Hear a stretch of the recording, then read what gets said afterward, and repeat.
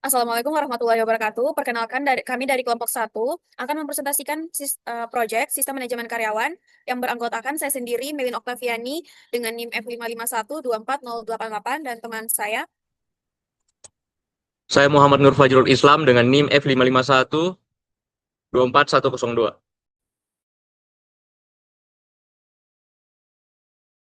Saya Andi Fatir Muhammad dengan NIM F5512497. Dan saya, Claudia Kristikolwai dengan NIM F551241116. Saya Tila Daud Agan dengan NIM F551241105. Perkenalkan, kami dari kelompok satu akan mempresentasikan proyek kami, Sistem Manajemen Karyawan. Proyek ini merupakan aplikasi berbasis web yang digunakan untuk mengelola data karyawan. Aplikasi ini dibuat menggunakan Adonis JS6 sebagai back-end dan MongoDB sebagai database, dengan tujuan supaya pengelolaan data karyawan jadi lebih mudah, rapi, dan bagus. Selanjutnya, dari sisi fitur, aplikasi ini sudah menggunakan JWT untuk autentikasi. Terdapat dua role, yaitu admin dan user, di mana admin memiliki hak akses penuh. Terus aplikasi ini mendukung CRUD data karyawan mulai dari tambah, lihat, edit, sampai hapus data. Tampilan dibuat modern menggunakan Tailwind CSS, database memakai MongoDB dan Mongoose. Input validasi menggunakan Vue.js, sudah ada Pagination dan password diamankan dengan Bricket. Untuk teknologi yang digunakan, backend menggunakan Adonis JS6, database MongoDB, ORM Mongoose, dan frontend menggunakan A-Template Engine. Styling menggunakan Tailwind CSS, autentikasi JWT, dan validasi Vue.js. Sebelum aplikasi dijalankan, untuk instalasi, langkahnya cukup dengan kita lihat di layar. Nah, selanjutnya, di aplikasi ini terdapat dua database model utama, yaitu user model untuk data akun pengguna, employee model untuk data karyawan seperti nama, jabatan, departemen gaji, dan tanggal masuk.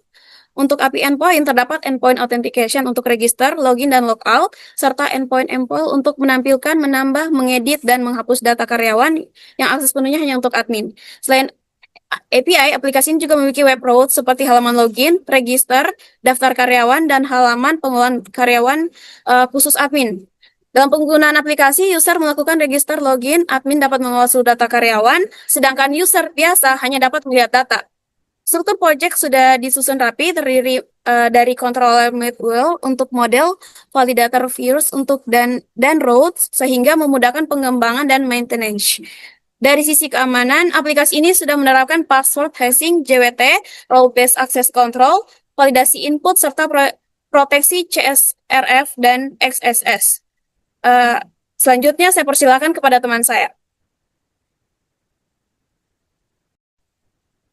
Oke, kita masuk ke bagian pengujian endpoint menggunakan Postman. Jadi pada endpoint pertama yaitu register, kita masuk ke Postman, lalu pilih metode post, masukkan URL-nya, lalu buka tab body, pilih raw, lalu JSON, lalu kita masukkan data. Habis itu kita kirim datanya. Jika data berhasil diregistrasi, akan diberikan kode 201. Jika data tidak valid atau email sudah terdaftar, itu akan diberikan kode 400. Lalu kita masuk ke endpoint delete, masukkan URL-nya. Tujuan dari endpoint delete ini untuk menghapus data dan tidak memiliki body. Lalu ada beberapa kode yang akan diberikan. Jika kode yang diberikan ada 200, data berhasil dihapus. Jika kode yang diberikan adalah 404, data tidak ditemukan. Lalu ada kode 401 jika tidak berizin. Lalu kita masuk ke endpoint get employees. Kita masuk ke metodenya. Lalu kita masukkan URL-nya. Tidak perlu buka tab body lagi, kita langsung klik send di Postman, lalu akan muncul lagi respon yang akan diberikan. Jika kode yang diberikan ada 200, maka daftar seluruh data karyawan itu berhasil ditampilkan. Lalu jika kode 401 itu tidak memiliki akses atau tidak pakai out. Ya, selanjutnya akan dilanjutkan oleh teman saya. Sekarang kita masuk di MVC. MVC itu dibagi jadi tiga, ada model, view, controller. Ada view, model, dan controller. Yang pertama model. Model itu adalah untuk mengelola data atau database berisi logika bisnis, validasi data, dan query ke database. Dan yang kedua itu ada controller. Controller ini juga pada bagi beberapa data itu menerima HTTP request, memanggil model, mengembalikan respon JSON, dan tidak berisi logika bisnis. Yang ketiga adalah view dalam API. View dalam API ini menggunakan JSON, XML, dan HTTP respon. Kemudian ada juga alur MVC pada API yang kita gunakan, yaitu adalah klien mengirim request get user satu. Yang kedua itu controller menerima request. Yang ketiga, controller memanggil model. Yang keempat, model memanggil data dari database. Yang kelima, controller mengembalikan respon para JSON. Selanjutnya saya lanjutkan pada teman saya. Oke, baik. Di sini kita akan masuk ke dalam demo projectnya atau demo aplikasinya. Oke, baik. Kita masuk kepada demo projectnya. Nah, di sini kita CD karyawan dulu di terminal untuk masuk ke foldernya. Setelah itu, kita menjalankan servernya menggunakan Node AC Serve. Nah, di sini kita tunggu dulu agar MongoDB-nya terkonek.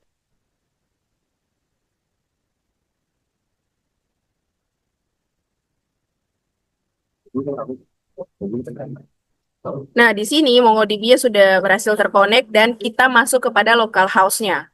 Kita klik. Nah, dia otomatis masuk. Nah, di sini admin bisa sign up.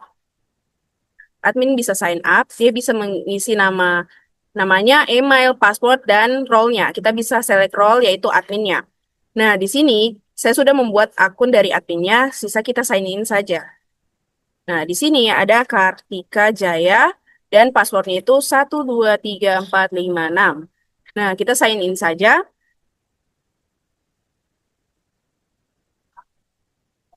Nah, di sini kita masuk kepada dashboard admin. Nah, di sini admin bisa menambah, admin itu bisa cerut lah, create, read, update, dan delete. Nah, di sini admin bisa menambah karyawan. Nah, dia bisa menambah karyawan di sini. Misalkan kita kasih Fatih Ahmad, jabatannya itu UI UX, departemennya engineering, gaji per tahunnya itu 10 juta, dan tanggal bergabung pada hari ini. Nah, email ini dibuat oleh admin. Nah, kita bisa tambah karyawan. Oke, nah di sini otomatis tertambah karyawan, kita bisa edit. Kita bisa edit. Nah, setelah itu, di sini juga kita bisa hapus karyawannya. Nah, berhasil. Habis itu di dashboard admin kita bisa mengontrol eh, check in dan check out dari karyawan. Kita bisa lihat histori karyawan yang terlambat dan hadir pada hari ini. Terus kita bisa menambah hari libur. Nah, di sini saya sudah menambah hari libur, yaitu eh, hari libur nasional. Oke, habis itu selanjutnya saya persilakan kepada teman saya.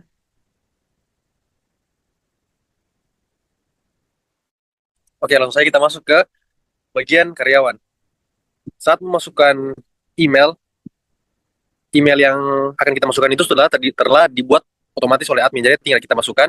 Dan untuk password, password untuk sama karyawan itu template. Jadi passwordnya adalah password. Langsung saja kita sign in.